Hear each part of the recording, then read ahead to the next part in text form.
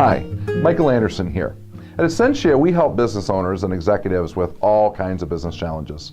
Today, we're going to talk about a fairly universal managerial issue, the process of successfully delegating to your team.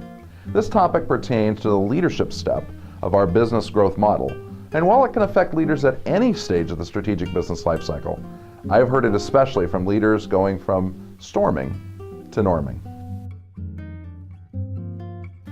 Recently, a CFO I coach was struggling with an employee who he claimed just doesn't seem to get it.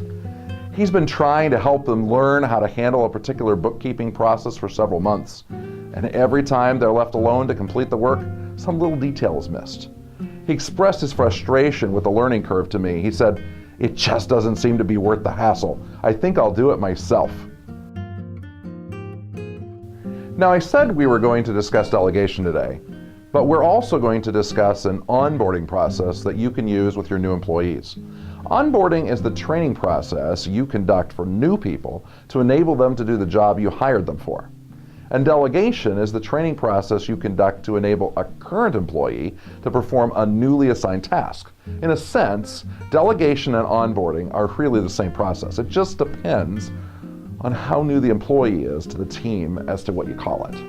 So then, how can you successfully train someone to take on the activities you're responsible for and ensure that you are confident in their ability to do so? Before we explore the answer, let's just take a moment to reflect on the unsuccessful ways this process often transpires. Sometimes we start by believing things are more simple than they are. I call this unconscious competence. Since the job duty has come so natural to us, we sometimes just assume that it will be that way for others as well and do not provide focused training. If we do decide to do some training, we focus on providing on-the-job training, which often takes the form of watch me do what I do without teaching them the background knowledge or how to connect the dots. Once that fails, we either move on to micromanagement, which brings frustration for both the trainer and the trainee, or we take back the responsibility ourselves. Sound familiar? If these are the symptoms of the problem, what does the solution look like? Start by breaking down the responsibility into its pieces and parts. We need to identify what is all the know-how that I might be taking for granted that's critical to success in this responsibility. What's the ultimate outcome and vision for success? What background, education, and insight are relevant here? What's the process that needs to be understood? What tools are needed and how are they used? What are the people skills and communication requirements for this activity? And what constraints and rules are important to abide by?